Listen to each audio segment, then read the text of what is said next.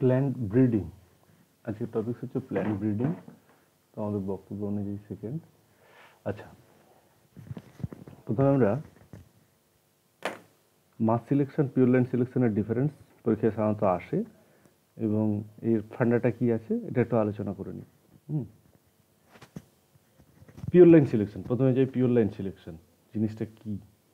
নামটা শুনে বোঝা যাচ্ছে যে একটা কিছু পিউরিফিকেশান করার টার্গেট, একটা বিশুদ্ধিকরণ করার টার্গেট। এর বাংলা মানেও হচ্ছে বিশুদ্ধ বংশধারা নির্বাচন। এখন ঘটনাটা একটু এক্সপ্লেন করা যাক কীরকম। ধরো জয়নগর, এখানে মোয়া তৈরি হয়। জয়নগরের মোয়া জিআই লোকেশনযুক্ত পুরো ইন্টারন্যাশনালি মার্কেটের একটা জিনিস। কিন্তু এর মেন জিনিস দরকার যেটা, সেটা কনকচুর ধানের খই। কোথায় পাবো? কনকচুর ধানের খই বহরুর এই অঞ্চল থেকে বা জয়নগরের এই অঞ্চলে অল্প কিছু জায়গাতে চাষ হয়। এখন যদি এটাকে যদি আরও বেশি করে চাষ করতে করতে কোনোভাবে এই ভ্যারাইটিটা নষ্ট হয়ে গেছে ধরে নেওয়া যাক, বা তেমন আর পাওয়া যায় না। কিন্তু এখন এই পারফেক্ট এই কনকচুর যেটা পরে দেখা যাচ্ছে যে যেটাতে পাওয়া যাচ্ছে, এটা ঠিক সেই কনকচুর নয় যেটা 40 বছর আগে পাওয়া যেত। এখন যেটা কনকচুর আছে, সেই কনকচুর নাম বটে, লোকে বলে বটে, কিন্তু ওটা একটা কেমন মেশা ধান, একটু অন্যরকম খই। 40 বছর আগের যে কনকচুরের গন্ধ, যে সাইজ, গাছের উৎপাদন ক্ষমতা যেমন ছিল, তো সেই তুলনায় এখনকার যে কনকচুরটা পাওয়া যাচ্ছে, মানে সব ধরে নেওয়া হচ্ছে আর কি, সেই লেভেলের নয়। তাহলে ব্যাপারটা কী হলো? ইনভেস্টিগেশন করার দরকার। এবার সায়েন্টিস্টরা এটা নিয়ে কাজ করে অরিজিনাল কনকচুরকে উদ্ধার করতে চাইছেন। কিংবা ধরো খুব সহজভাবে যে বোম্বাই মুগি, কবিরাজ শাল, এইসব ধানগুলো ছিল, এখন এই সাগরের দ্বীপে পাওয়া গেছে হরিণখুড়ি, এই ধরনের যে ধান, মানে যে ধানগুলো অলরেডি আগে ব্যাপক হারে চাষ হতো, বিভিন্ন কারণে চাষি আর চাষ করে না, এই করতে করতে ধানের ভ্যারাইটিগুলো আস্তে আস্তে হারিয়ে গেছে। তো সেই ধানগুলোকে যদি আমি খুঁজে বের করতে হয়, কীভাবে বা খুঁজবো? সব তো মিশে গেছে বলে বক্তব্য। অ্যাকচুয়ালি কোনো বৈশিষ্ট্য তো কোনো বৈশিষ্ট্যের সাথে ওভারল্যাপ করে মিশে যায় না। হাইব্রিডাইজড হতে পারে, কিন্তু সেটা স্বাধীন বণ্টনের সূত্র অনুযায়ী সেটা কী হবে, আবার কোনো তো মিশে যায় না। তো সেই জন্য আমরা ইজিলি ওটাকে ব্যাক করাতে পারি। সেটা কীভাবে ব্যাক করাতে পারি? এটা একটা ফিজিক্যাল মেথড, থিওরিটিক্যালি তো নয়, ফিজিক্যালি কীভাবে ব্যাক করাতে পারি খুব সহজভাবে। কীরকম না, কনকচুর আমরা ফার্স্ট লাইব্রেরিতে গেলাম, তো মার্কেটে এক্সিস্ট করে না কনকচুর এখন যদি ধরে নিই, বা যে ধানটা খুঁজছি আমরা, লাইব্রেরিতে গেলাম, এবারে তার সমস্ত বৈশিষ্ট্য লিপিবদ্ধ করা আছে, কোথাও না কোথাও লিপিবদ্ধ করা আছে। গাছটা লম্বা কত হবে, একটা শীষে কত ধান হবে, কীরকম ওয়েদারে হবে, খেতে কেমন, চাল কেমন, সব লেখা আছে। সেইগুলো নোট করা হলো। নোট করার পরে যে যে এলাকাগুলোতে এই ধানটা বা এই মানে এটা আগে চাষ হতো, যেখানে হারিয়ে গেছে বলে বলা হচ্ছে, মানে এখানেই মিশে গেছে, যে ওয়াইল্ড ভ্যারাইটিটা বিভিন্ন ভ্যারাইটির সাথে ক্রস হতে মিশে গেছে ধরা হচ্ছে, সেই সব লোকেশানগুলোতে খোঁজা হবে। এবার ধানের জমি থেকে খোঁজা হলো। খোঁজার পরে কনকচুরের উদাহরণে ফিরি। ধরো আজ থেকে 50 বছর পরে কনকচুরকে খোঁজা হচ্ছে, এরকম ধরে নেওয়া হোক। তাহলে খোঁজা হচ্ছে, খোঁজার পরে দেখা যাচ্ছে ধানের জমি থেকে এই একটা ধানের জমি পাওয়া গেল বহরুর পাশে, সেখান থেকে কনকচুরের মতো কিছু ধান হয়। সেখান থেকে খুঁজে 200 গ্রাম ধানকে একদম কনকচুরের মতোই, প্রায় মনে হচ্ছে প্রায় কনকচুরই হবে বোধ হয়, এরকম করে ধরো 200 ধান উদ্ধার করা হলো। বারাসাত থেকে ধরো উদ্ধার করা হলো, সেও প্রায় এরকম হাফ কেজি মতো উদ্ধার হলো। তারপরে লক্ষ্মীকান্তপুরের ভিতর থেকে কোথাও সেখান থেকে উদ্ধার হয়ে গেল, সেও প্রায় 250 মতো উদ্ধার করা গেল। এগুলো আমরা নিয়ে এলাম, মানে নিয়ে আসা হলো। নিয়ে আসার পরে কি করা হবে, সেখান থেকে কমপ্লিট বাছাই করার চেষ্টা হবে যে পারফেক্ট যে উদ্দিষ্ট বৈশিষ্ট্যগুলো, যে টার্গেট ক্যারেক্টারগুলো আমরা খুঁজছি। ধরো ধানের উপরে রোঁয়া কীরকম থাকবে, শীষটা কতটা লম্বা থাকবে, সুং একটা থাকে, একটা কাঁটার মতো থাকে না, সেটা কতটা লম্বা থাকবে, বাইরে মানে গ্লুমসগুলো যেগুলো থাকছে, বাইরে যে ঢাকা গ্লুমসগুলো, সেই গ্লুমসগুলোর সিচুয়েশন কেমন থাকছে, সেগুলো তো সব ক্যারেক্টার লেখা আছে। সেই অনুযায়ী মিলিয়ে আমরা সেখান থেকে যতটা সম্ভব পারফেক্ট পিওরের দিকে যাওয়ার চেষ্টা করে আলাদা করা হলো। এবার সেকেন্ড কী হবে না, আলাদা আলাদা জায়গাতে মানে চাষটা করা হবে এভাবে যতটা সম্ভব মিশে যাওয়ার টেন্ডেন্সিকে কমানো। তার মানে কি হলো, এই মোটামুটি রকমভাবে যেগুলো আমরা পেয়েছি সেইগুলো ছোট ছোট প্লট করে এবং একটার পরাগরেণু আরেকটার পরাগরেণুতে ক্রস যাতে না করে ব্যারিকেড যুক্ত, বেরিয়ার যুক্ত বা ডিস্ট্যান্ট এলাকাতে, বা আবার কাছাকাছি ধানের জমি থেকে সব উড়ে চলে এসে ওখানে পড়বে এবং সেইগুলো আবার ভ্যারাইটিতে ক্রস হয়ে যাবে, সেই সিচুয়েশান না রেখে আলাদা আলাদা ঘিরে বেশ কটা প্লট আমরা রেডি করা হলো। তো সেই প্লটে এই ধানগুলো চাষ করা হলো। প্রথম সিজন গেল, সেখান থেকে চাষ করে দেওয়ার সঙ্গে সঙ্গেই ধরো কনকচুড়ের হাইট ছিল, আমি কথাটাই বলছি, হাইট ছিল ধরো 4 ফুট কি 3 ফুট। টার্গেটেড ভ্যারাইটির হাইট হচ্ছে 3 ফুট। এবার 3 ফুটের কম যেগুলো সেগুলো অলরেডি সেই গাছগুলোকে আমরা ডিসকার্ড করে দিলাম। 3 ফুটের বেশি যেগুলো সেগুলোকেও বাদ দিয়ে দিলাম। তাহলে 3 ফুট লম্বা হয়েছে যে গাছগুলো, সেই গাছগুলোকে আগে টার্গেট করা হলো। তাদের ধানের শীষের কালার, ধানের শীষের শুং, এই যে যে সমস্ত ক্যারেক্টারগুলো লেখা আছে সেই ক্যারেক্টারগুলো হিসেব করে করে তার ভিতর থেকেও বেশ কিছু বাদ চলে যাবে আর বেশ কিছুকে গ্রহণ করা যাবে। তোলা হলো, তোলার পরে তারপরের বছরে কি করা হবে, আবার একই রকমভাবে আবার একটি জায়গাতে প্লট করে করে চাষ করে দেওয়া হলো। চাষ করে দেওয়ার পরে কি হবে, সেখান থেকে ওই রকম টার্গেটেড পারফেকশনের দিকে আরও বেশি যাচ্ছে এবং সংখ্যায় কম অন্য ধরনের ভ্যারাইটি উৎপাদন হচ্ছে, সেগুলোকে আমরা আলাদা করে দিলাম এবং যেটা টার্গেটেড ভ্যারাইটির কাছাকাছি এসছে সেটাকে নেওয়া হলো। এইভাবে প্রায় 6 থেকে 7 বার চাষ করার পরে মোটামুটি গড়ে আর কি 6 থেকে 7 বার চাষ করলে মোটামুটি সমস্ত রকম অবিশুদ্ধি বা অন্য ধরনের ক্যারেক্টারযুক্ত যেগুলো ছিল সেই ক্যারেক্টারগুলো আলাদা হয়ে যাবে এবং আলাদা হয়ে যাওয়ার জন্য যেটা বিশুদ্ধ ক্যারেক্টার সেটা প্রস্ফুটিত হবে। মোটামুটি 1 থেকে 9 বছর এটার একটা মানে 1 থেকে 9 বছর না, প্রায় 7 থেকে 9 বছর পর্যন্ত এটার ট্রায়াল এইভাবে দিতে হয়। তারপরে গিয়ে একটা ভ্যারাইটি খুঁজে পাওয়া যায় যে ভ্যারাইটিটা বারবার চাষ করলেও তার ভিতর থেকে আর অন্য রকম ধান গাছ বা অন্য রকম কিছু ক্যারেক্টারযুক্ত গাছ তৈরি হচ্ছে না। তখন কনফার্ম হতে হবে যে ওর মধ্যে আর কেউ মেশা কন্ডিশনে নেই। তাহলে এই যে পুরো লাইনটা গেল, তাহলে এটার কি কি ব্যাপার থাকলো, উদ্দেশ্য। তাহলে পিওর লাইন সিলেকশনের উদ্দেশ্যটাও সমস্যা বলো না। পিওর লাইন সিলেকশনের উদ্দেশ্য খুব সহজভাবে যে পারফেক্ট ভ্যারাইটিকে, ওয়াইল্ড টাইপ ভ্যারাইটি হোক বা উদ্দিষ্ট ভ্যারাইটিকে, টার্গেট ভ্যারাইটিকে খুঁজে বের করা। সেকেন্ড কাজ, এর বের করে লাভটা কী হবে না, বের করে এই পারফেক্ট ভ্যারাইটিগুলো বের করার পরে কী হবে না, এগুলো রিসার্চ পারপাসে লাগবে বা ইকোনমিক্যালি বা ইকোলজিক্যালি ইম্পর্টেন্স থাকলে সেটার একটা আলাদা ভ্যালু থাকবে, এটাকে ডেভেলপ করা। ঠিক আছে, এইবার সেকেন্ড হচ্ছে তারপরে হচ্ছে কি না, নতুন কোনো ভ্যারাইটি ডেভেলপ করার জন্য কোনো পুরানো ভ্যারাইটির যদি কোনো ক্যারেক্টারের প্রয়োজন পড়ে, তাহলে সেই পুরানো ভ্যারাইটিটার পিওরিটি দরকার। পিওর ভ্যারাইটি খুঁজে বের করে তার থেকে ক্যারেক্টার নিয়ে অন্য কোনো জায়গায় ক্যারেক্টার দেওয়া হবে, এটা যদি টার্গেট থাকে তাহলে সেখানেও পিওর লাইন সিলেকশনকে এইভাবে ইউজ করে পুরানো যে পারফেক্ট পিওর ভ্যারাইটিটাকে উদ্ধার করা হয়।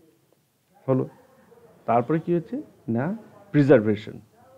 বিশেষ ধরনের ক্রায়ো প্রিজার্ভেশন হোক বা অন্য কোনো মডেল হোক, যে মডেলের হয় ঠান্ডা করে রাখা ক্রায়ো প্রিজার্ভেশন, ওই তরল নাইট্রোজেনের মধ্যে রাখা বা অন্য কোনোভাবে সিড ব্যাংক তৈরি করা, এই সমস্ত যে পারপাস আছে, এই পারপাসগুলোর জন্য পুরনো ভ্যারাইটিকে খুঁজে বের করে এবং তার সিড কালেক্ট করে সেটা ভবিষ্যতের জন্য গুছিয়ে রাখা, এইসবের জন্য পিওর লাইন সিলেকশন খুব জরুরি। এবার এর ড্রব্যাক কি, এটার প্রবলেম কি এটা তৈরি করতে, না প্রবলেম হচ্ছে দীর্ঘ সময়ের কাজ, 1, 2 হচ্ছে কোনো রকম মিশে যাতে না যায় সেই জন্য ভীষণ ধরনেরভাবে নজর রাখতে হয়, আলাদা আলাদা প্লট করতে হয়, দূরবর্তী জায়গাতে প্লট করতে হয়। আর এটা যেখানে এই পরীক্ষা নিরীক্ষাগুলো চলবে সেই এলাকার কাছাকাছি একই ধরনের বা ক্রপসের উৎপাদন করা যাবে না, কেননা বাতাস বহিত হয়ে সেখান থেকে পরাগরেণু আসবে এবং রেজাল্ট গড়বড় করবে। আর এখানে হচ্ছে নেগোসিয়েশন কম, অনেক বেশি পারফেকশন দরকার এবং পিউরিফিকেশন দরকার, তবে গিয়ে আমরা একটা পার্টিকুলার ভ্যারাইটিকে ডেভেলপ করব যেটা বারবার চাষ করলেও তার ভিতর থেকে কোনো মিশা বেরোবে না, সব একই বেরোবে। এটা হচ্ছে পিওর লাইন সিলেকশনের ফান্ডা। কমপ্লিট হয়ে গেল। বাস, এবার মাস সিলেকশনে যাই। মাস সিলেকশন জিনিসটা কি, উল্টো। কীরকম? না, ঘটনাটা হচ্ছে ওই কনকচুরের গল্পই হচ্ছিল। এখন খইয়ের চাহিদা প্রচুর, এবার কনকচুরেই যে খইটা বানাতে হবে এই গ্যারান্টি কে দিয়েছে? কনকচুরের মতো হলো, টেস্ট খারাপ হলো না, উৎপাদন বেশি হলো, শুধু বহড়ুতে চাষ হবে এটা কোনো কথা হলো? কাছাকাছি যদি আরও বেশি জায়গাতে, ধরো মেদিনীপুরে চাষ করে যদি ওখানে বানানো যায় তো খারাপটা কী হয়?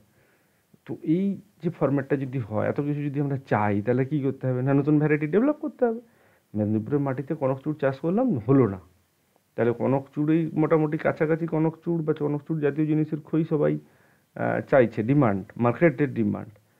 কিংবা যে এলাকা খরা এলাকা, সেখানে ধান চাষ হচ্ছে না, তাহলে আমার একটা দরকার যেখানে সহ্য করতে পারবে, একটা নোনা জায়গা যেখানটাতে ধান চাষ হচ্ছে না, তাহলে আই মিন এই প্রাকৃতিক ব্যারিয়ারযুক্ত জায়গাতে ইকোনমিক্যালি বেনিফিটেড হওয়ার জন্য বা ইকোলজিক্যালি বেনিফিটেড হওয়ার জন্য নতুন একটি ভ্যারাইটি তৈরি করা সেটা কি না, কাছাকাছি অবস্থানকারী বেশ কিছু ভ্যারাইটির একটা মিশ্রণ তৈরি করে মাস সিলেক্টেড একটা ভ্যারাইটি তৈরি করা, এবং যেটা সেই উদ্দিষ্ট চরিত্রগুলো তার মধ্যে অবস্থান করবে এবং বেনিফিট পাওয়া যাবে। সে ফরম্যাটটা কিন্তু জাস্ট উল্টো। কীরকম? না, যে ধরনের টার্গেটেড প্ল্যান্টস আমরা চাইছি, আমরা চারদিক থেকে খুঁজে সেই রকম টার্গেটেড প্ল্যান্টসের সিড কালেক্ট করব, একসঙ্গে মেশাবো, মিশিয়ে চাষ করে দেবো এক জায়গাতে। চাষ করে দেওয়ার পরে কী হবে? পরাগ সংযোগ ঘটবে, এর তার সাথে এরকম ক্রস হবে। ক্রস হওয়ার পরে ধরো কথাটাই বলছি, পাট গাছের উদাহরণে যাই, এটা ভালো হবে না, আমার দরকার হচ্ছে লম্বা হবে বেশি, গায়ে আঁশ হবে বেশি, আর বেশি জলে মানে ডুবে থাকা জমিতেও চাষ করা যাবে, এরকম একটা টার্গেট চাই। তার কি হচ্ছে তাহলে? না, আমরা বাংলাদেশ থেকে 10 ফুটওয়ালা পাট গাছের সিড নিয়ে এলাম, সেই তাদের মাটিতে হয়, কারণ চাষটা হবে ধরো মেদিনীপুরে চাষ হবে, তাহলে বাংলাদেশ থেকে 10 ফুটওয়ালা নিয়ে এলাম, যেটা মেদিনীপুরে চাষ করলাম, হলো না, ঠিকমতো হয়ই নি, তাহলে কী করতে হবে? না, আরও ওরকম টার্গেট করে খোঁজা হচ্ছে। মিদনাপুরের জমিতেও 6 ফুট, 6.5 ফুট, 7 ফুটওয়ালা যে পাটটা আছে তার সিড নেওয়া হলো, বাংলাদেশের ওইটা সিড নেওয়া হলো, তারপরে পুরুলিয়া থেকে সিড নেওয়া হলো, বর্ধমান থেকে সিড নেওয়া হলো, যাই হোক নেওয়া হলো, নেওয়ার পরে সবকে মিশিয়ে দিয়ে টার্গেট এরিয়াতে চাষ করে দেওয়া হলো। চাষ করে দেওয়ার পরে শুধু 10 ফুটের কাছাকাছি যারা গাছগুলো ডেভেলপ করেছে, বা 9 ফুট, 9.5 ফুট, 10 ফুটের কাছাকাছি যারা গেছে, বেশি হলে ভালো আরও, তাদের সিটগুলো নিলাম, অন্যদেরগুলো নিলাম না। আমি দেখার দরকার নেই গাছটা রোগা হয়েছে না মোটা হয়েছে, গাছটা কি বলে, বাংলাদেশের চাষ যে ইয়েটা পাটের সিডটা এনেছি সেই গাছের মতোই দেখতে না একটু অন্যরকম দেখতে, এগুলো অত দেখার দরকার নেই। আচ্ছা, মোটার কোশ্চেনটাও নেওয়ার দরকার আছে এখানটাতে, কেননা আঁশের বেশি কথা বলেছি, তাহলে 6 ফুট মতো হাইট হয়েছে কিন্তু আঁশটা গায়ে বেশি আছে, ওকেও নিলাম, আর 10 ফুট হাইটটাকে ওকেও নিলাম, ঠিক আছে। নেওয়ার পরে কী হচ্ছে, সেকেন্ড বছরের চাষ করে দিলাম, মানে ওই সিটগুলো থেকে আদার যে সিটগুলো আছে 4.5 ফুট, 5 ফুট, সেগুলো বাদ দিয়েছি, আবার অতি রোগা যেগুলো আছে সেগুলোকে বাদ দিয়েছি। তার মানে কি হলো, মোটা মোটা আঁশযুক্ত গাছগুলো আর অনেক লম্বা লম্বা গাছগুলোর সিড কালেক্ট করে মিশিয়ে দেওয়া হয়েছে, মিশিয়ে দিয়ে একসাথে চাষ করার পরের বছরে গিয়ে কী করছি, একই ফরম্যাটে, তবে সেটার একটা প্লটে নয়, ছোট ছোট প্লট কটা ভাগ করা হয়েছে, সেও মেশানো, কিন্তু একটু প্লট ভাগ করে চাষ করা হয়েছে, দিয়ে মিশিয়ে চাষ করা হলো। একই রকমভাবে যে টার্গেটেড গাছগুলোকে দেখা যাচ্ছে যে হ্যাঁ এইগুলোকে নেওয়া যেতে পারে, যেগুলো বাদ সেগুলো বাদ, আর যেগুলো নেওয়া যেতে পারে সেগুলো সিড নিয়ে নেওয়া হচ্ছে, নিয়ে কিন্তু আলাদা আলাদা করে রাখা হচ্ছে না, সব আবার এই প্লট 1, 2, 3, 4, এই নদীটার পাশে 2টো প্লট, ওইদিকে খালের কাছে একটা প্লট, আর ওইদিকে গ্রামের শেষ মাথায় আর একটা প্লট, এই তো 4টে জায়গাতে চাষ হয়েছে। এই 4টে জায়গা থেকে এই টার্গেট যে জিনিসগুলো পাওয়া গেছে, মোটামুটি এখান থেকে 40টা গাছ নেওয়া যাবে, এখান থেকে 20টা, এখান থেকে আরও 40টা, এখান থেকে 10টা নেওয়া হলো, এদের সিডগুলো কালেক্ট হয়ে গেল। সিডগুলো কালেক্ট করার পর মিশিয়ে ফেলার পরে আবার দেখো অনেক কটা ভাগ করা হয়ে গেছে, কারণ আরে এতগুলো গাছ থেকে এই তো কটা চারা ছিল, এখান থেকে তো অনেক চারা তৈরি হবে, না মানে সিড পাওয়া যাবে, এবার সেই সিডগুলোর জন্য অনেকটা বেশি জায়গা দরকার পড়বে, সেখান থেকে সিড পাওয়া আরও বেশি জায়গার দরকার পড়বে, এ তো সহজ কথা। তাহলে কি হলো, আরও বেশি জায়গার দরকার পড়ছে এবং আমরা আবার আলাদা আলাদা করেই চাষ করছি।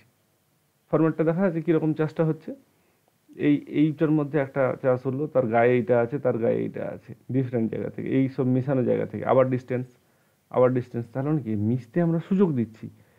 আবার দু তিনটে জায়গাতে চাষ করছি, যাতে তবু খানিকটা আলাদা, খানিকটা অন্যরকম, খানিকটা কাছাকাছি আরও যাতে চুজ করতে পারি এবং সেটা নিয়ে এসে আবার মেশাতে পারি। উদ্দেশ্য হচ্ছে ছড়িয়ে চাষ করব, টার্গেট করব যে যেগুলো যেগুলো নেব, দিয়ে মেশাবো, মিশিয়ে ভাগ করব, ভাগ করে আবার চাষ করব। এই করতে করতে 4 থেকে 6 বছরের ভিতরে চলে আসবে, যা চাইছি তার কাছাকাছি চলে আসবে। সেই যে ভ্যারাইটিটা ডেভেলপ করলো, মানে যেটা চাষ করে দিলে একটা 3 ফুট আর একটা 10.5 ফুট, এই পাট গাছের ডিফারেন্সটা থাকবে না। একটা 9 ফুট, একটা 10.5 ফুট, অসুবিধা নেই, প্রায় কাছাকাছি। শুরু যখন করছিলাম তখন তো মোটা গাছটা 4.5 ফুট ছিল আর লম্বা গাছটা 10 ফুট ছিল। তো ওই 4 ফুট আর 10 ফুটের গল্প নিয়ে ফার্স্ট শুরু করছিলাম মিশিয়ে চাষ করা। তা সেই পাট গাছটা গিয়ে লাস্টে গিয়ে দাঁড়াচ্ছে 7.5 ফুট থেকে 10 ফুটের ভিতরে, 7.5 ফুট থেকে 10.5 ফুট, যাই হোক ভিতরে, এবং মোটা মোটা গাছগুলো কিন্তু মোটা মোটা, তাহলে আঁশও বেশি হলো, গাছগুলো লম্বা হলো, তাহলে আমাদের একটা নতুন ভ্যারাইটি তৈরি হয়ে গেল, ফার্স্ট ক্লাস। এইটা হচ্ছে মাস সিলেকশন বা দলবদ্ধ নির্বাচন। বোঝা গেল জিনিসটা? আচ্ছা, এর সুবিধা কি আছে?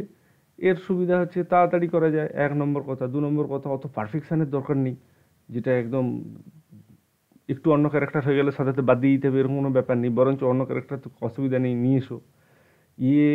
মিশে যাওয়ার জন্য একদম অনেক প্লট তৈরি করা, সবকে ঘিরে রাখা, আলাদা আলাদা করে রাখা। এখানে যেরকম অনেক প্লট তৈরি করা হয়েছে, সবকে আলাদা আলাদা করে রাখা হয়েছে, আলাদা ঘিরে রাখা হয়েছে, সেখান থেকে চাষ করা হচ্ছে, সেরকম এখানে কেস না। এখানে মোটামুটি মিশিয়ে মিশিয়ে চাষ করা হবে, ডিফারেন্ট লোকেশানে চাষ করা হয়েছে আলাদা কথা, কিন্তু মিশিয়ে মিশিয়ে চাষ করা হবে এবং একটা ভ্যারাইটি, একটা গড়পড়তা ভ্যারাইটি, এটা ভালো কথা, আরও একটা গড়পড়তা ভ্যারাইটিকে ডেভেলপ করানোর চেষ্টা। তাহলে সময় কম যাচ্ছে, আর এর উদ্দেশ্য কিন্তু একদম লাভ পাওয়া, বেনিফিট পাওয়া, পরিষ্কার কথা।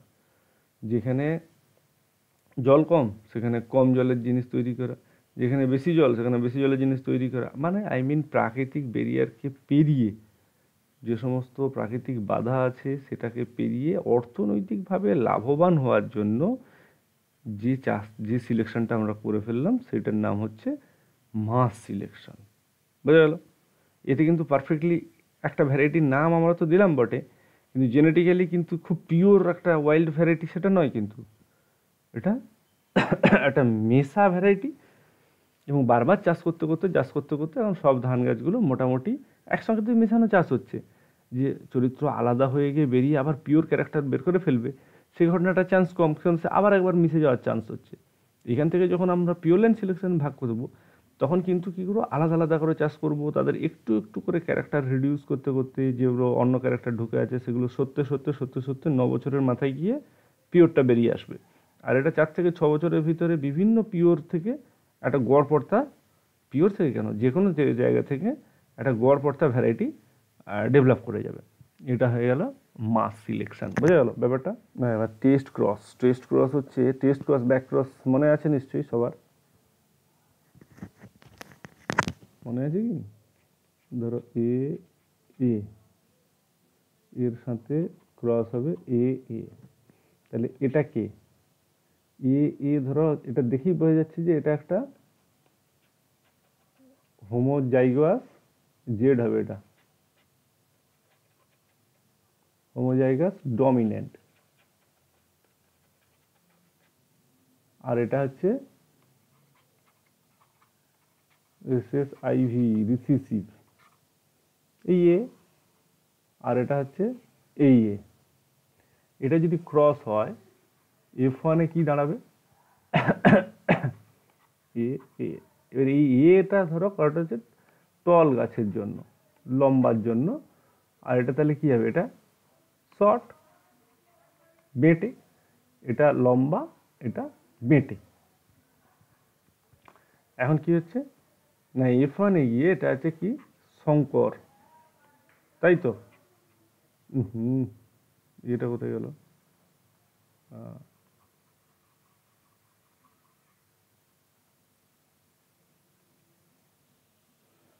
তাহলে এই F1 হাইব্রিডে গিয়ে কি দাঁড়াচ্ছে, F1 এ কি দাঁড়াচ্ছে না সব গাছগুলো টল। ফেনোটাইপিক যে ক্যারেক্টারটা আমরা দেখতে পাচ্ছি সব হচ্ছে টল। এখন এটা অরিজিনালি হাইব্রিড টল না ডমিনেন্ট হোমোজাইগাস ডমিনেন্ট টল, এইটা আমরা উদ্ধার করব কি করে, এটা জানবো কি করে না জানা। কি হলো, কোথায় চলে গেল?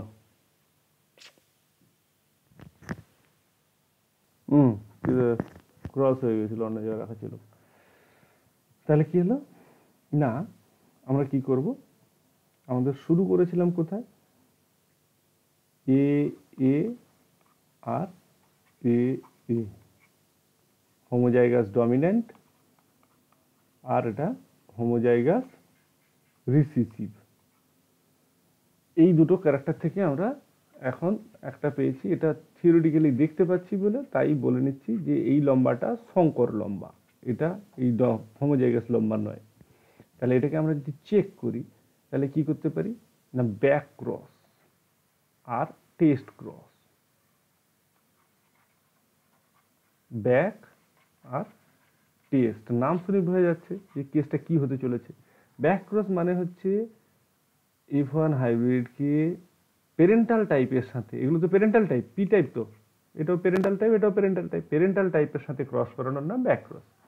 কিন্তু যদি পেরেন্টাল হোমোজাইগাস রিসিসিভের সাথে ক্রস করানো হয় তাহলে সেটা হবে টেস্ট ক্রস। ঘটনাটা কীরকম হবে কনফার্ম করো। আচ্ছা, কনফার্ম করার জন্য আমরা আর একটু এটাকে একটু স্লাইডটাকে একটু আচ্ছা একটু ছোটো করলেই তো আরও হয়। গুড। কি করতে হবে, আচ্ছা এ এ এর সাথে ক্রস করছি, এ এ কি দাঁড়াবে, এটার সাথে এইটা হলো এ এ, আবার এইটার সাথে এইটা হলো এ এ, আবার এইটার সাথে এইটার হলো এ এ, আবার এইটার সাথে এইটা হলো এ, মানে ওই একই কথা এ। তাহলে এই জায়গাটা কি দাঁড়ালো, 1:1 আমরা জিনোটাইপ দেখছি, কিন্তু ফেনোটাইপে কি দেখছি অ্যাকচুয়ালি সবই টল, হ্যাঁ কি না। এ যদি টলের জন্য দায়ী হয় তাহলে কি হবে, এখন সবকটাতেই বড় এ উপস্থিত আছে, এই একটা বড় এ, এই একটা বড় এ, এখানে তো দুটো বড় এ, এখানে দুটো বড় এ, তাহলে সব টল, বুঝা গেল। তাহলে আমরা হোমোজাইগাস ডমিনেন্টের সাথে প্রথম ক্রস করে দেখলাম। আচ্ছা মুছি, নোংরা হয়ে যাচ্ছে, আবার স্কেল চলে এলো বাপ।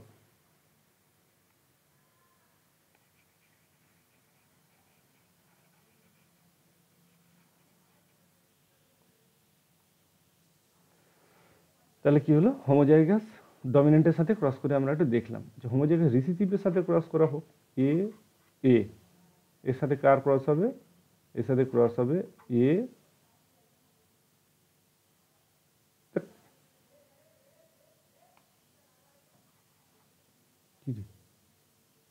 আচ্ছা এইটা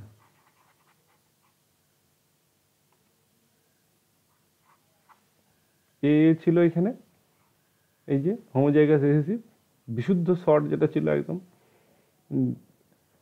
মিস্টার দপ্তরি নাকি, না না না ওটা নয়, পরে বলছি। আচ্ছা কি হলো, এর সাথে ক্রস হবে এ এ, ঠিক আছে। এটা আমরা তো F1 আর এটা পেরেন্টাল টাইপ তো নাকি, পেরেন্টাল হোমোজাইগাস রিসিসিভ, ঠিক আছে। ক্রস করলে কি দাঁড়াচ্ছে এ এ, এইটা ধরি এ এ, এবার ছোটটা এ এ এ এ, তাহলে এটা হচ্ছে বেঁটে আর এটা হচ্ছে লম্বা, কারণ এই এ উপস্থিত আছে লম্বা, তার রেশিওটা কি দাঁড়াচ্ছে 1:1। থার্ড ইয়ার প্র্যাকটিক্যালের সময় দেখিয়েছি 1:1 রেশিও মানে আমরা কি বলি ওটা, এটি একটি টেস্ট ক্রস রেশিও, F1 হাইব্রিডের টেস্ট ক্রস রেশিও বলি তো, এটা একটি মনোহাইব্রিড টেস্ট ক্রস রেশিও বলি। তো ক্লিয়ার জিনিসটা, ঘটনাটা টেস্ট ক্রস কাকে, তাহলে ব্যাক ক্রস আর টেস্ট ক্রসের পার্থক্য কি আছে না, পেরেন্টাল টাইপ এ এ এ এ, আচ্ছা F1 এ এ। ব্যাক ক্রস মানে হচ্ছে এর সাথেও ক্রস করতে পারে, এর সাথেও ক্রস করতে পারে। হোমোজাইগাস ডমিন্যান্টের সাথেও ক্রস করানো যায়, হোমোজাইগাস রিসিসিভের সাথেও ক্রস করানো যায়, ব্যাক ক্রস। আর টেস্ট ক্রস হচ্ছে এর জাইগোসিটিটা, হোমোজাইগোসিটি বা হেটেরোজাইগোসিটি কি আছে সেই জাইগোসিটিটা নির্বাচন করার জন্য, জেনোটাইপিক ক্যারেক্টারটাকে খুঁজে বের করার জন্য হোমোজাইগাস রিসিসিভ অ্যালিলের সাথে ক্রস করানো হয়, যাতে দুটো রিসিসিভ অ্যালিল তখন সামনে এসে বিশুদ্ধ রিসিসিভ বাইরে বেরিয়ে আসে। সেক্ষেত্রে আমরা কনফার্ম করতে পারি যে এই F1টা অ্যাকচুয়ালি কী ছিল, সংকর ছিল না বিশুদ্ধ ছিল। এটা দেখি 1:1 দেখি বোঝা যাচ্ছে এটা সংকর ছিল। শুধু লম্বাটা যেটা ছিল, যদি লম্বাটা থাকতো তাহলে কি হতো, ধরো একটা উদাহরণ দেওয়া যাক আরও। যদি F1, আমার তো জানা নেই F1টা কীরকম, তো লম্বা গাছই টার্গেট করছিলাম। লম্বা গাছ যদি এ থাকতো, যদি থাকতো, যদি থাকতো তাহলে কি হতো, তাহলে এই এর সাথে এর ক্রস হতো। ক্রস হলে কি দাঁড়াতো, সব এই তো ঘটনা দাঁড়াতো, চারটেই দাঁড়াতো। তাহলে তখন আমরা বুঝতে পারতাম যে F1টা অ্যাকচুয়ালি ডমিনেন্ট ছিল, তাই তো। উত্তরটা অপেক্ষা করে লাভ নেই, ক্লাস কোথায়। হোমোজাইগাস ডমিনেন্ট অ্যালিল ছিল, ঘটনাটা বোঝা গেল। তার মানে এই F1-এর ক্যারেক্টার কি, সেই F1-এর ক্যারেক্টারকে খুঁজে বের করার জন্য যে ক্রসটা করা হয় সেইটাই হচ্ছে টেস্ট ক্রস। টেস্ট ক্রস জিনিসটা কিছু না, হোমোজাইগাস রিসিসিভ পেরেন্টাইল টাইপের সাথে, হোমোজাইগাস রিসিসিভ পেরেন্টাইল টাইপের সাথে F1-এর ক্রস করে F1-এর জাইগোসিটিকে নির্বাচন করার পদ্ধতি, এটাকেই বলা হচ্ছে টেস্ট ক্রস। Confirm, clear. তাহলে সকল টেস্ট ক্রসই ব্যাক ক্রস, কিন্তু সকল ব্যাক ক্রস টেস্ট ক্রস নয়। কেমন হলো কথাটা? সে তো সত্যি কথা। এই টেস্ট ক্রস যদি এই সাইড শুধু এর সাথে যদি ক্রস করে তাহলে সেটাকে টেস্ট ক্রস বলবো। যে এর সাথে ক্রস করে তখন তো টেস্ট ক্রস বলছি না, কিন্তু এই দুটোকেই ব্যাক ক্রস বলছি, কারণ তো ব্যাকে যাচ্ছে। F1 থেকে পেরেন্টালে ব্যাক করছে, F2-তে যাচ্ছে না, ব্যাক করছে। তাহলে এই যে ব্যাক ক্রস, তাহলে সকল টেস্ট ক্রসই ব্যাক ক্রস, কিন্তু সব ব্যাক ক্রস টেস্ট ক্রস নয়। ব্যাপারটা ক্লিয়ার? বায়োলজি ডিসকাশন থেকে হেটেরোসিস বের করা হয়েছে। হেটেরোসিস কি আমরা তো আগে জানি। হেটেরোসিস কি হচ্ছে, এখানে লিখেছে this increase the productivity or superiority over the parents is known as the heterosis or hybrid vigour. Heterosis can be defined as the superiority of F1 hybrid over both the parents in terms of yield or some other character. তাহলে এখানে কি হচ্ছিল, বলছে যে এ ধরো ওই পাট গাছের উদাহরণ হচ্ছিল, কর্চরাস ধরো 10, আচ্ছা এইটা পাট গাছের উদাহরণ দেওয়াটা কি উচিত হবে? কুমড়ো গাছের উদাহরণ তো দিয়ে থাকি সবসময়, প্র্যাকটিস আছে, কুমড়ো গাছের উদাহরণেই থাকি। হ্যাঁ, এটা মুছে ফেলো। আর এ দুটো কুমড়ো গাছ, এরকম করে উদাহরণ দেওয়াটাও ভুল হচ্ছে, মুছে ফেলো। দুটো কুমড়ো গাছ দু এলাকাতে বর্ষার সময় হচ্ছে, একটা হচ্ছে এক্স আর একটা হচ্ছে ওয়াই। কি হচ্ছে এখানে না, এই কুমড়ো গাছটা 20 কেজি পর্যন্ত হয় আর সংখ্যায় 30টা কাছাকাছি চলে, একটা গাছ থেকে এটা পাওয়া যেতে পারে। ওয়াই টাইপের যেটা আছে এটা 10 কেজির কাছাকাছিই হচ্ছে, সংখ্যায় প্রায় সেও হচ্ছে 35টা। তাহলে এটা 30টা মুছে ফেলি, 30টা বড্ড বেশি লাগছে। এই কুমড়া চাষ করে তো লোক বোধ হয়, এ কী হলো, আচ্ছা এটা ধরো আর 10 পিস লেখো। তাহলে এই 20 কেজির 10 PCS, ক্লিয়ার ক্যানভাস। আচ্ছা ঠিক, জায়গা প্রবলেম করছে। তাহলে কি হলো, এক্স যে 20 কেজি পার পিস আর 10 পিস তৈরি হয়। ওয়াই যে তার হচ্ছে 10 কেজি হাইয়েস্ট, 2 থেকে 10 কেজি হাইয়েস্ট, 30 থেকে 50 পিস পর্যন্ত তৈরি হয়। দুটোই কিন্তু খুব লাভবান জিনিস। এটা ছোটো ছোটো সাইজের কুমড়ো এবং প্রচুর হয়, আর এটা খুব বড় বড় সাইজের কুমড়ো, কিন্তু সংখ্যায় অতটা হয় না। এইবার এই দুটোর ক্রস করেছে রামবাবু, ক্রস করিয়েছে। ক্রস করানোর পরে রামবাবু যেটা পেয়েছে সেটা হচ্ছে কুমড়ো 25 কেজি সাইজের থেকে 35 কেজি পর্যন্ত হয়েছে। আর সংখ্যা সংখ্যা শুনলে আরও ঘাবড়ে যাবে, 50 পিসের উপরে। সবাই তো মোটামুটি ব্যাপারটা কি ঘটলো, এই যে ব্যাপারটা ঘটলো, এবার এইটাকে এক্সপ্লেন করো। এইটাকে একটা গড়পড়তা উদাহরণ হিসেবে এভাবে বলা হয়েছে, এরকম অত থিওরিটিক্যালি এইভাবে এক্সপ্লেন হয় না। যাই হোক, ঘটনাটা হচ্ছে এ আর এর থেকে তো এ উৎপত্তি, মানে এ এ কার থেকে উৎপত্তি, এ এ আর এ এ হোমোজাইগাস ডমিন্যান্ট আর হোমোজাইগাস রিসেসিভ রাখা হলো, সেখান থেকে F1 তৈরি হলো। এই F1 যখন পেরেন্টাল টাইপের থেকে কি হচ্ছে, পেরেন্টাল টাইপের থেকে অনেক বেশি ডেভেলপড, সেইটাকে বলছি আমরা হাইব্রিড ভিগিওর বা হেটারোসিস। এটাই তো বলছি, এই যে ঘটনাটা, এইটার উদাহরণ হিসেবে এভাবে দেওয়া হলো যে একটা কুমড়ো গাছগুলো 20 কেজি 10 পিস ছিল, আর একটা 2 থেকে 10 কেজি 30 থেকে 50 পিস ছিল। সেইটা 50 পিসের উপরে মোর দেন 50 পিস হচ্ছে 25 থেকে 35 কেজি হয়ে যাচ্ছে। মানে সর্বদিক থেকে দুটো পেরেন্টই হেরে গেছে, দুটো পেরেন্টের দিক থেকে সর্বদিক থেকে ডেভেলপড কন্ডিশনে রান করছে। সেটাই হচ্ছে পেরেন্টাল টাইপের থেকে F1 হাইব্রিড যখন অনেক বেশি উন্নত হবে, তখন তাকে আমরা হেটেরোসিস বলবো।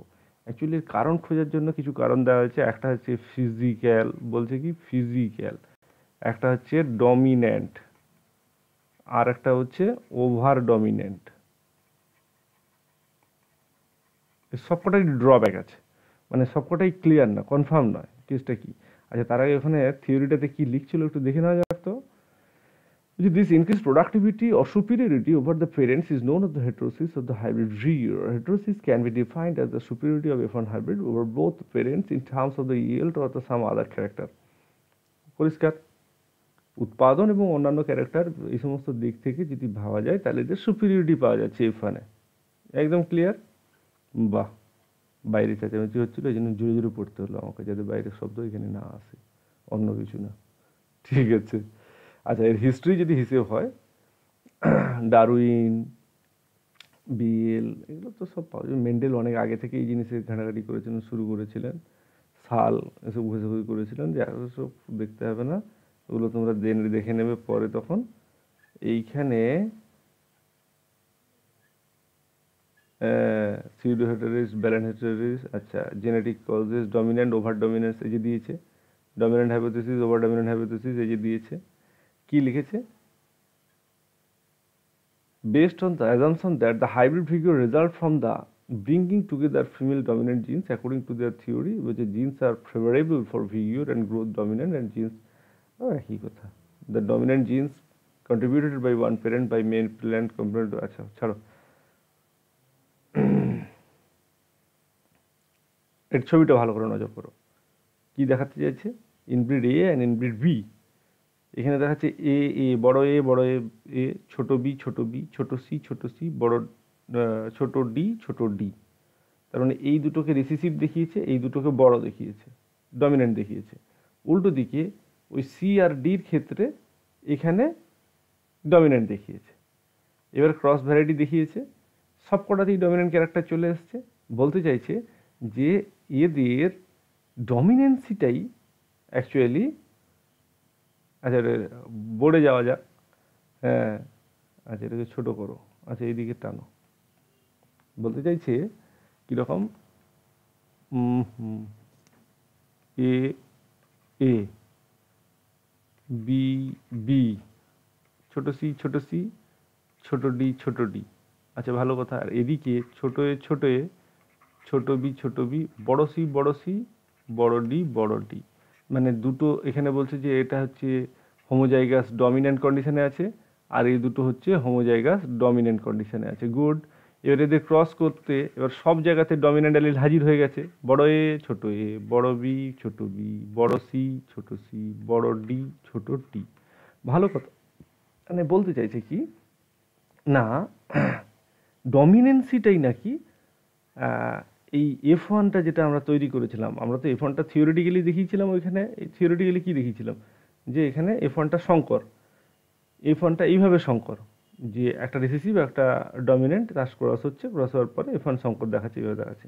এদিকেরটা তাকালে বলছে যে আচ্ছা এই যে 20 কেজি আর এই যে 10 পিস মাত্র হচ্ছিল, 20 কেজিটা হচ্ছে বড় ডমিনেন্ট জিনের জন্য দায়ী, আর 10 পিস মাত্র কম হচ্ছে, তো তাহলে ওগুলো হচ্ছে রিসেসিভ কিছু জিনের জন্য দায়ী। ভালো কথা। আর এদিকে বলতে চাইছে যে দেখো এখানে 30 থেকে 50 পিস তৈরি হচ্ছে, তার মানে এগুলো হচ্ছে রিসেসিভ জিনের জন্য দায়ী। আর এই যে 2 থেকে 10 কেজি হচ্ছে এইগুলো, না সরি, এই যে রিসেসিভ, ওইখানে রিসেসিভ ছিল, এখানে এটা ডমিনেন্ট হয়েছে, ওই জন্য 30 থেকে 50 হয়েছে। আর এইখানে 2 থেকে 10 কেজি আছে, তো তার মানে ওখানে দেখো 20 কেজি আছে, তার মানে এখানে যদি 20 কেজি থাকে তাহলে এইখানে ডমিনেন্ট থাকে, তাহলে এইখানে রিসেসিভ হয়ে আছে। এবার একে ক্রস করাও। আচ্ছা হোক, ক্রস করালাম, ক্রস করাতে দেখাচ্ছে না, এবারে দেখাচ্ছে যে 35 কেজি ওজন হচ্ছে, 50 পিসের উপরে হচ্ছে। তো খুব সহজ কথা, সব কটা ক্যারেক্টারেই ডমিন্যান্ট জিন উপস্থিত, তাহলে ডমিন্যান্ট জিন তার এফিকেসির জন্য, অনেক বেশি অ্যাক্টিভিটির জন্য সব জায়গাতেই কি বলে মাদার ভ্যারাইটি বা প্যারেন্টাল ভ্যারাইটিকে ওভারকাম করে গেছে, এবং এদের জিনের এক্সট্রা অ্যাক্টিভিটির জন্য, ডমিন্যান্ট জিনের স্বাভাবিক অ্যাক্টিভিটির জন্য, তাহলে কী হয়েছে, F1টা হাইব্রিড ভিগিউর বা হেটেরোসিস তৈরি হয়েছে। ভালো কথা। এটা কিছুদিন চললো মার্কেটে। এখন কোশ্চেন হচ্ছে সবার তখন চেষ্টা হলো কি, আচ্ছা এই যদি হয় এ এ, বি বি, এইটা সি সি, ডি ডি। আচ্ছা এইটাতে বলতে চাইছে বারবার ধরে এই বড় এটা, এই বড় বিটা, এই বড় সিটা, এই বড় ডিটা হচ্ছে ইম্পর্ট্যান্ট, মানে এদের জন্যই যত ভালো কিছু। এই সি ফিগুলো ডিস্টার্ব করছিল, তাই তো। এইদেরকে সরিয়ে ফেলি না, পুরো একদম বড় এ বড় এ, বড় বি ছোট বি, বড় বি, বড় সি বড় সি, বড় ডি বড় ডি, পুরোটা ডমিনেন্ট বানিয়ে ফেলি। তো প্রচুর চেষ্টা হলো, চেষ্টা হওয়ার পরে একদম ম্যাক্সিমাম হোমোজাইগাস ডমিনেন্ট বানিয়ে ফেলার চেষ্টা চললো, দেখা গেল যে F1 এর ধারে পাশে নেই। কেসটা কি হলো, ফেল করে গেল থিওরিটা। পরিষ্কার কথা, আমার যদি এই বড় এটাই এফেক্টিভ হয়, ছোট এটা যদি সেটা কোনো কাজই নেই এবং সেটা উল্টো কাজ, ওর উপস্থিতিতে ছোট হয়, তাহলে একে যদি আমি ছেঁটে ফেলে যদি সব বড় এ বসিয়ে দিই, মানে সব ডমিনেন্ট জিন বসিয়ে দিই, তো ডমিনেন্ট জিন বসিয়ে দিলে সব ডমিনেন্ট তখন হোমোজাইগাস ডমিনেন্ট, তাই এর উৎপাদন বা সব কিছুর দিক থেকে তো এই 25 কেজিটা হয়তো আরও 50 কেজি হয়ে যাওয়া উচিত ছিল, সংখ্যাটা 100 পিস হয়ে যাওয়া ছিল, হিসাব তাই বলে। কিন্তু উল্টো, একদমই নেই, এসব কিচ্ছু নেই। তাহলে কি হচ্ছে, বরঞ্চ F1 সবসময়ের জন্য অনেক বেশি ডেভেলপ কন্ডিশনে আছে, এর ধারে পাশে কেউ যেতে পারছে না। এই জন্য তখন এই ডমিনেন্ট হাইপোথিসিসটা পুরোপুরি বাদ গেল না, তবে মুখ থুবড়ালো, কোনো ডমিনেন্সটা ঠিকঠাক হলো না বক্তব্য। নেক্সট এলো কে over dominant hypothesis. Over dominant hypothesis এলো, মানে এখানে একটা কথা কিন্তু ভালো বলছিল, এইখানে একটা কথা, ডমিনেন্ট হাইপোথিসিসের একটা কথা বলছিল যে রিসিসিভ জিনের ক্ষতিকর effect checked by dominant allele. তার মানে কি হলো, lethal effect of recessive alleles checked by dominant allele. তার মানে হচ্ছে এই ছোট এটা প্রবলেম তৈরি করছে, সেইটার জন্য এখানে এই যে জায়গাটাতে, এই ছোট এটা উপস্থিতির জন্য ওজন বাড়লো না, প্রবলেম তৈরি করছে। এই প্রবলেমটা এখানেও ছিল, কিন্তু এই বড় এর অতি ক্ষমতা উদারতার বলে এই ছোট এ এক্সপ্রেস করতে পারেনি, চেকড হয়ে গেছে এর ক্ষতিকর এফেক্ট, তার জন্য এটা 20 কেজি থেকে না হয়ে এটা কত হয়েছে, 35 কেজি হয়েছে। 35 কেজিকে তৈরি করা সম্ভব হয়েছে কেন না, এই বড় এটা উপস্থিত আছে, ছোট একে চেপে দিয়েছে। ছোট এ যদি কথা বলতো তাহলে 35 কেজি হতোই না। ব্যাপারটা ক্লিয়ার হও। এখানে দোষী তাহলে মেন কে, রিসিসিভ অ্যালিলটা। ডমিনেন্ট অ্যালিলের ভালো গুণ রিসিসিভ অ্যালিলের জন্য এক্সপ্রেস করতে পারছে না, রিসিসিভ অ্যালিল হচ্ছে এখানে পাজি, এটাই প্রমাণ করছে। আচ্ছা ভালো কথা। কিন্তু তাহলে সব ডমিনেন্টকে যখন হাজির করে দিলাম একসাথে, বাবু তোরা তো সব ভালো লোক একসঙ্গে থাক, দেখছে যে এরা ঝগড়া করে মাথা খারাপ করে দিচ্ছে, উন্নতি হচ্ছে না, মানে ডেভেলপমেন্ট তেমন কিছুই নেই, তাহলে যে আশা করে এই সবকে ডমিনেন্টকে এক জায়গায় করলো, তাতে দেখলো যে F1 হাইব্রিডের থেকে কিছুই নয় তেমন। তাহলে বললো না, কারণ অন্য কিছু আছে, হিসাব করে দেখতে হবে তাহলে কি হচ্ছে। সেটা হলো over dominant hypothesis. Over dominant hypothesis হচ্ছে কি না, হেটেরোজাইগোসিটি, এই হেটারোজাইগোসিটি যেটা আছে,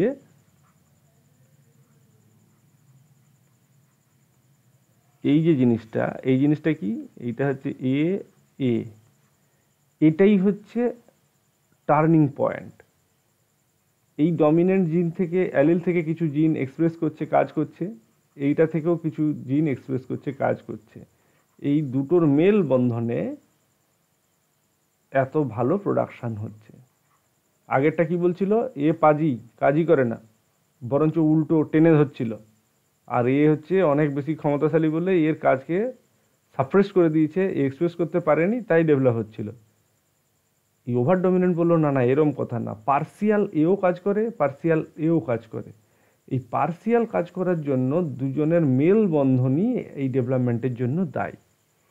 খুব সহজ কথা, তুমি গোটা দরজাটা বানালে, আর একটা লোক একটা লক বানালো, এই লকটা যদি না থাকে তাহলে তোমার হয়তো চুরি হবে। তাহলে এইটাকে, কাজটা যদি কমপ্লিট করতে হয়, তাহলে এই লকটাও খুব ইম্পর্টেন্ট ব্যাপার, ফ্যাক্টর। যদি রিসিসিভ অ্যালিল যদি কিছু ইম্পর্টেন্ট ফ্যাক্টরকে সাপ্লাই দেয়, তাহলে ডমিনেন্ট অ্যালিল অনেক কিছু কাজ সাপোর্ট পাবে এবং ডেভেলপ করবে। এটাই তো ঘটনা, মানে ব্যাপারটা উদাহরণের জন্য বললাম, ওরকম দরজার লক ফকের গল্প নেই কোথাও, যাই হোক সেটা না। তার মানে কি হলো না, বোথ জিনের সাইমালটানাস এক্সপ্রেশন, এবং সেটা কি হচ্ছে, ম্যাচ করছে। সেই ম্যাচ করার জন্য টোটাল অ্যাকুমুলেট প্রোডাক্ট F1 হাইব্রিডে অনেক বেশি, সেটাই হচ্ছে হেটেরোসিসের জন্য দায়ী। কিন্তু এরও একটা মুক্ত পড়ে যাওয়ার জায়গা আছে। তাহলে হেটেরোজাইগোসিটি সবসময়ের জন্য তাহলে ভালো বলছো, হিমোফিলিয়া এরকম বেশ কিছু ডিজিজ ফিজিজ আছে যেগুলোতে হেটেরোজাইগোসিটি হচ্ছে প্রবলেমের। তাহলে কী হলো, সেখানে কী হলো, লেথাল জিন অমুক তুমুকের যে ব্যাপার স্যাপারগুলো ছিল, সেগুলোর এক্সপ্রেশন কী করে তৈরি হয়ে গেল, যাই হোক সেটা নয়। তাহলে over dominant hypothesis, dominant hypothesis দুটোই ঠিক, আবার দুটোই পার্সিয়ালি ভুল। আরও একটা হাইপোথিসিস থেকে গেছে, সেটা হচ্ছে ফিজিক্যাল।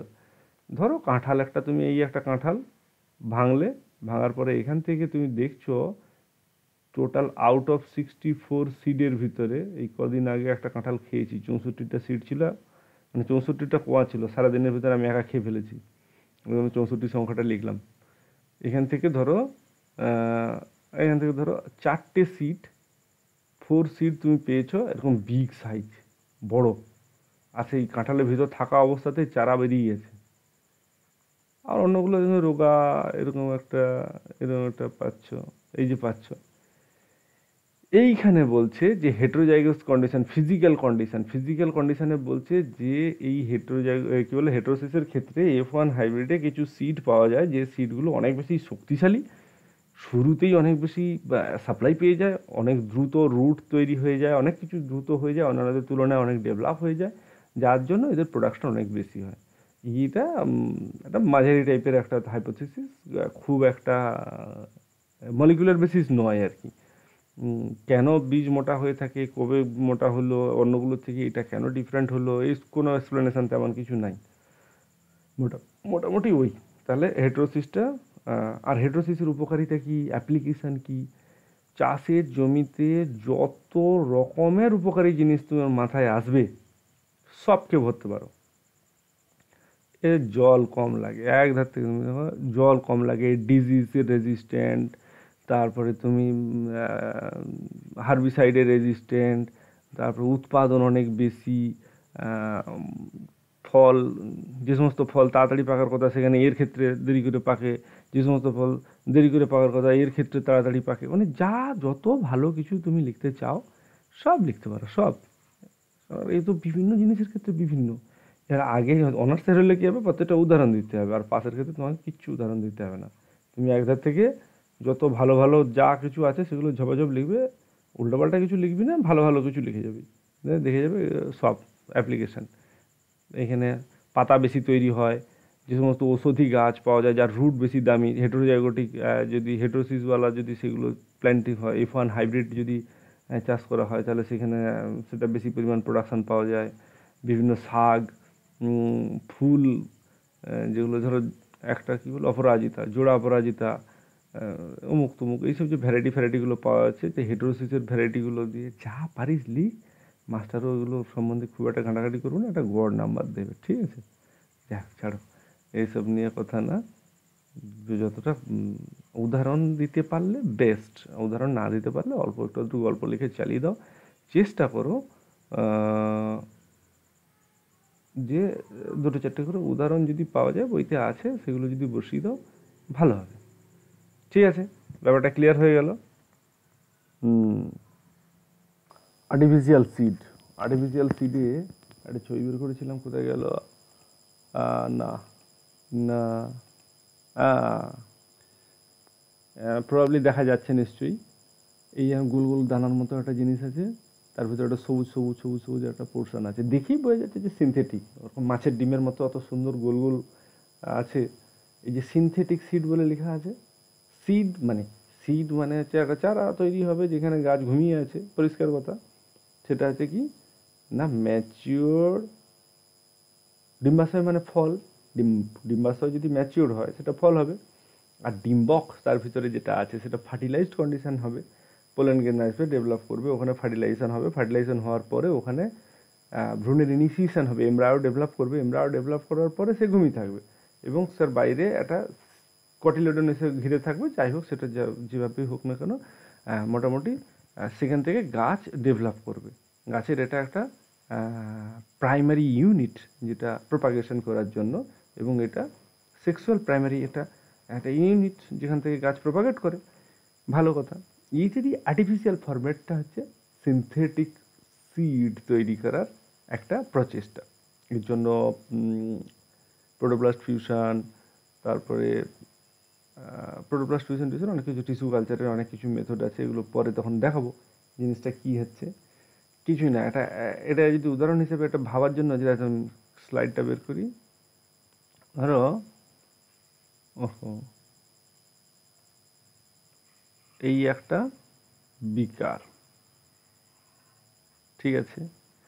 এইবার কথাটা হচ্ছে এখানে একটা লিকুইড আছে,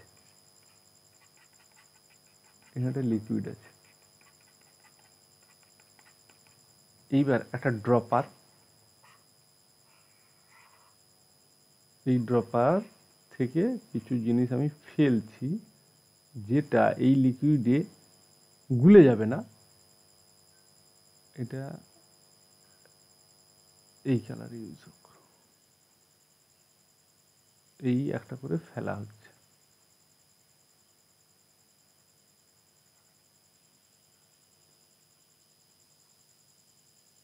এই লিকুইডটা যখন পড়ার পরে খুব দ্রুত ধরো ওটা শক্ত হয়ে গেল, এই লিকুইডের মধ্যে থেকে গেল।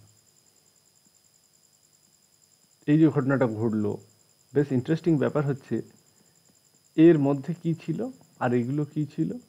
আলটিমেটলি এটা পেট্রি ডিশে রাখা যে এই গোল গোল জিনিসগুলোর ছবি দেখছিলাম আমরা, এটা হচ্ছে সেইটা। কীরকম ঘটনাটা ঘটে? সোডিয়াম অ্যালজিনেট সলিউশনের গল্প তো আমরা কম বেশি জানি। আর্টিফিশিয়াল সিড তৈরি করার জন্য সোডিয়াম অ্যালজিনেট সলিউশনের গুরুত্ব পরীক্ষায় মাঝে মাঝে আসে, একটুখানি কম্বিনেশন হিসেবে লিখতে থাকে, 2 নম্বরের আসে, দেখতে হবে ওটা। এই যে হাইড্রোজেলের যে সামনে রাখা আছে সোডিয়াম অ্যালজিনেট, আর কি থাকছে ক্যারোজিনেন, আর কি থাকছে potassium, ammonium chloride, calcium salt, calcium chloride, এইগুলো যে একটা কনসেন্ট্রেশন দিয়ে, এটার নাম হচ্ছে হাইড্রোজেল। এনক্যাপসুলেশন করার জন্য, এই যে গোল করে যেটা এনক্যাপসুলেটেড করা আছে, এনক্যাপসুলেশন করার জন্য এই জিনিসটা তৈরি হবে। অ্যাকচুয়ালি এটা তো গেল সিনথেটিক ফরম্যাটে, কটিলেডনের রিপ্লেসমেন্ট তৈরি হয়ে গেল, তার ভিতরে এমব্রায়োটা ডেভেলপ করছে, এমব্রায়োটা থাকছে, তার খাবার দাবার তৈরি হয়ে যাচ্ছে, ওখান থেকে চারা তৈরি করে দেবে। এবার আসল গল্পটাতে যাওয়া যাক। এখানে কি হচ্ছে? এখানে হচ্ছে সোমাটিক এমব্রায়োজেনেসিস তৈরি করার চেষ্টা হচ্ছে। ঘটনাটা হচ্ছে পাতা নিয়ে আসা হলো, নিয়ে আসার পরে বা নরম অংশ, মানে টোটিপোটেন্ট পোর্শন। টোটিপোটেন্ট ইন দ্য সেন্স হচ্ছে কোনো সেল নিজে পুরো গাছটা রিজেনারেট হওয়ার যে এফিসিয়েন্সি আছে সেই তার ক্ষমতাটাই হচ্ছে টোটিপোটেন্সি। পোটেন্সিয়াল এনার্জি কি? এই পেনটা রাখলাম, ছেড়ে দিলাম, ঢপ করে পড়ে গেল, তার মানে এর মধ্যে পোটেন্সিয়াল এনার্জির পরিমাণ বেশি হয়েছিল, সে স্থিতাবস্থা যেতে চেয়েছে। এই যে রেখে দিলাম, এখন আর পেনটা পড়ে যাচ্ছে না, চুপচাপ আছে, তার মানে সে চাইছে তার এনার্জিটাকে রিলিজ করে দিয়ে একটা স্থিতাবস্থায় আসার জন্য। তাহলে কোনো কিছুর মধ্যে কোনো এনার্জি সুপ্ত অবস্থাতে অবস্থান করলে, কাইনেটিক এনার্জি মানে গতিশীল এনার্জি, ওর মধ্যে দৌড়াদৌড়ি করছে, সেটা কাইনেটিক এনার্জি। তাহলে কোনো সুপ্ত অবস্থাতে, মানে আমাদের ভাষায় যদি বলি, সুপ্ত অবস্থাতে যদি কোনো এনার্জি কোথাও অবস্থান করে এবং যা স্থিত অবস্থায় যাওয়ার প্রচেষ্টা রাখে, সেটাই হচ্ছে কি? স্থির শক্তি বা পোটেন্সিয়াল এনার্জি। তাহলে কোনো একটা সেল, সেল কার অংশ? গাছের অংশ। সে ইটসেলফ পুরো গাছে রিজেনারেট করবে, মানে পুনরায় তৈরি করবে, সেইটার যে ক্ষমতাটা আছে, সেই ক্ষমতাটাকেই বলছি আমরা টোটিপোটেন্সি। ঘটনাটাকে নয় কিন্তু, রিজেনারেশন করাটাকে, ঘটনাটাকে আমরা বলছি টোটিপোটেন্সি, সেটা নয় কিন্তু, রিজেনারেট করার ক্ষমতাটাকেই বলছি টোটিপোটেন্সি। কোনো একটা জিনিস ধরো বললাম যে 20%, তাহলে পার্সেন্ট হচ্ছে 20% হচ্ছে টোটিপোটেন্ট, আর এটা বলছে 80% টোটিপোটেন্ট। কীরকম বলছি না, একটা গাছের আগার দিকের সেল নিয়ে এসে টিস্যু কালচারের জন্য কোনো একজন ছাত্র নিয়ে এলো, মাস্টারমশাই বললেন বাহ ভালো হবে, 80%-এর কাছাকাছি টোটিপোটেন্ট আছে। আরেকজনকে বলেছিল বাগানের মালি, সে খুব একটা বোঝে না, সে বুড়ো বুড়ো কটা পাতা তুলে নিয়ে হাজির হয়ে যেত, যে কী নিয়ে এলি রে, যেহেতু 10-15% টোটিপোটেন্টও হবে কিনা বুঝতে পারছি না, এটা বলবে। তার মানে কি জিনিসটা দাঁড়ালো? ঘটনাটা দাঁড়ালো ওই যে বুড়ো পাতা থেকে আবার পুরো গাছটা রিজেনারেট করার মতো যা যা উপাদান থাকার কথা, যা শক্তি, প্রাণ শক্তি থাকার কথা, পরিষ্কার যদি অন্যরকমভাবে বলি, তাহলে সেই প্রাণ শক্তি বাবু 10-20%, এই 10-20% চান্স আছে পুরো গাছে রিটার্ন করার জন্য। সংখ্যা তত্ত্ব দিয়ে ব্যাপারটা নয়, ব্যাপারটা হচ্ছে প্রাণ শক্তির হিসাবে বুঝলে খুব ইজি বুঝতে লাগবে। আর আগার দিকের সেলগুলো ডিভাইডিং কন্ডিশনে আছে, ভীষণ রকম তেজি কন্ডিশনে আছে, তাহলে ওটা টোটিপোটেন্ট অনেক বেশি, অন্য খুব ম্যাক্সিমাম চান্স আছে ওখান থেকে যদি আমরা টিস্যু কালচার করি, তাহলে খুব তাড়াতাড়ি ওখান থেকে রিজেনারেট করার চান্স আছে। বোঝা গেল? বাহ, ভালো কথা। এবার কি হচ্ছে, সোমাটিক সেলকে যদি খাবার দাবার দেওয়া যায়, থেঁতো করা যায়, এক জায়গায় ফেলে রেখে দেওয়া যায়, সেখানে একটা আনডিফাইন্ড ক্যালাস মাস তৈরি করে। আনডিফাইন্ড ক্যালাস মাস মানে সেখানে পারফেক্টলি সেলের কোনো নেচার নেই, কোথাকার সেল, চোখের চোখ তৈরি করবে না কান তৈরি করবে বোঝা যায় না। স্টেম সেলের গল্প যখন পড়ি আমরা, স্টেম সেল মানে কি? যে সেলটা এখনো পর্যন্ত কোনো ডিফারেন্সিয়েশন করেনি, যে সেলটা থেকে সব কিছু ডেভেলপ করতে পারে, তার সেই ক্যারেক্টার আছে, যে কোনো এনিথিং তৈরি করতে পারে, তা সেরকমই আনডিফাইন্ড ক্যালাস মাস তৈরি করবে। এবং সেটা কী করছে, ওইভাবেই কিন্তু সেল ডিভিশন হবে। ডিভিশন হতে হতে ওখান থেকে একটা ওই অঙ্কুরোদ্গমের কন্ডিশনে যেরকম একটা তৈরি হয়, একটা টর্পেডো লাইক সেল তৈরি হয়, সেই এমব্রায়ো ডেভেলপ করবে। যেই মুহূর্তে এমব্রায়ো ডেভেলপ করছে, সেই মুহূর্তে আমাদের খেলা শুরু হয়ে গেছে, যে একটা পাতাকে কুচিয়ে সেখানে থেঁতো করে কিছু সলিউশনের মধ্যে ফেলে রেখে খাবার সাপ্লাই দেওয়া ছিল। এবার সেইখানে কী হচ্ছে, গজাতে, নতুন সেল গজাতে শুরু করে দিয়েছে, একটা সেল থেকে, থেঁতো হওয়া সেল থেকে গজাতে শুরু করে দিয়েছে। অমনি সোমাটিক এমব্রায়োজেনেসিস ঘটেছে। এই একই জিনিস অন্যভাবেও হয়। কীরকম হয়? বিভিন্ন ধরনের কুল্যান্ট, যেমন ইথিলিন গ্লাইকল বা সামথিং যেগুলো থাকছে, এগুলো হচ্ছে কি সেল ডিভিশনের, এদেরকে কী করছে, মার্জ করে দেয়। এদের অ্যাকচুয়ালি মার্জ করে দেয় মানে ঘটনাটা অন্যরকম। কুল্যান্টের স্বাভাবিক নেচার কি? আচ্ছা বলছি, 1 মিনিট। কি বলছিলাম?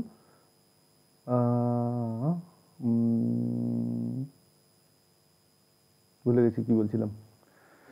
আচ্ছা ঠিক আছে, যাই হোক, তা কী হলো, সোমাটিক এমব্রায়োজেনেসিস হলো। আচ্ছা, কুল্যান্টের কথা বলছিলাম, রাইট। কুল্যান্টের কেসটা কী হচ্ছে না, ট্রাক্টর, লরি এইগুলো গরম হয়ে গেলে রাস্তায় দাঁড় করিয়ে জল দিতে হয়। ওই কারো কী বলে ওটা, ওই যা হিট রিলিজ করার যে জিনিসটা আছে, ওতে জল দিতে হয়। অটোমেটিক্যালি ওর ওখানে কিছু জিনিসও ইউজ করা থাকে যাতে ইঞ্জিন গরম না হয়, সেটা হচ্ছে কুল্যান্ট। ইথিলিন গ্লাইকল ওরকমই একটা কুল্যান্ট। কুল্যান্টের কাজ হচ্ছে, কুল্যান্ট হচ্ছে একটা বাফার টাইপের একটা কাজ করে। প্রথমে বাফার টাইপের কাজ করে, ইন দ্য সেন্স কেন বলছি না, সামান্য ইলেকট্রিক চার্জ এদিক সেদিক থাকলে ও নিজে শোষণ করে নিতে পারে।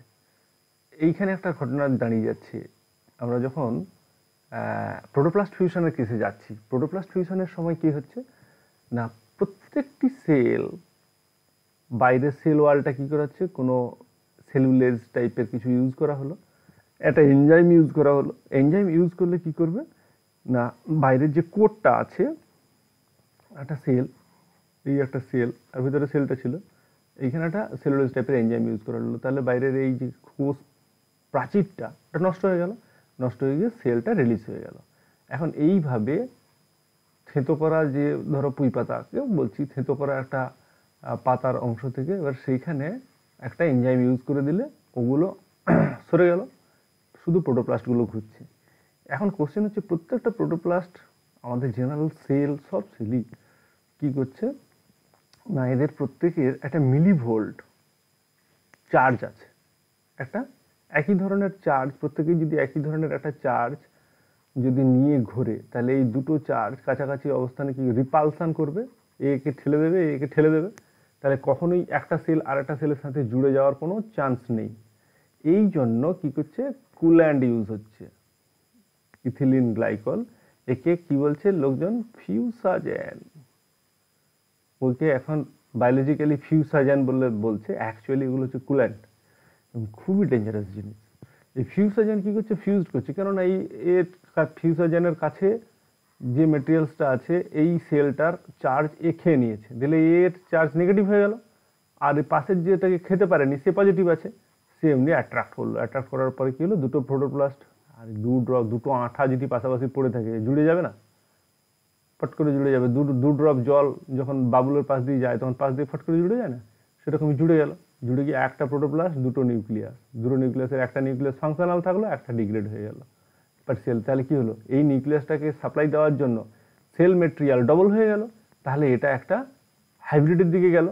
এবার যদি এগুলো ডিফারেন্ট ডিফারেন্ট মেটেরিয়াল থেকে কালেক্ট হয়, দু তিন রকমের পুঁই শাক, লাল পুঁই, পাতলা পুঁই, মোটা পুঁই, রোগা পুঁই, সরু পুঁই, আর যাই হোক সেই আর কি, তারা দু তিন রকমের যদি হয় এবং তাদের থেকে যদি নেওয়া যায়, তাহলে কি হবে, মেটেরিয়ালসগুলো অনেক অন্য রকমের মেটেরিয়াল হাজির হয়ে যাবে। কার নিউক্লিয়াস থাকবে আর কার নিউক্লিয়াস থাকবে না, ওটা কিন্তু আপনি মানে কি বলে, ওটা প্রবাবিলিটিতে হিসেব পাওয়া যাবে, এরকম সরাসরি পারফেক্টলি এটাকে অ্যারেঞ্জ করাটা এইভাবে সম্ভব না।